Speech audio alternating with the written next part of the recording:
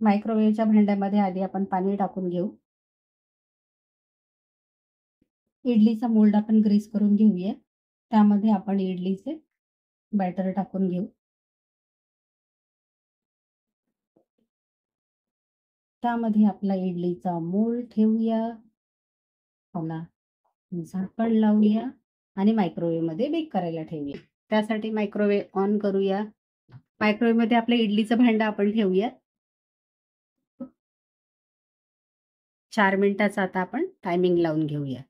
4 मिनिटात आपली इडली आता तयार होईल. मग आपली इडली आता तयार आहे. बघूयात आपण आपली इडली कशी झाली ती. बघूयात आपण इडली कशी झाली ते. हे बघा, छान अशी आपली इडली तयार आहे. हे बघा, सॉफ्ट असे मायक्रोवेव्हची इडली तयार आहे.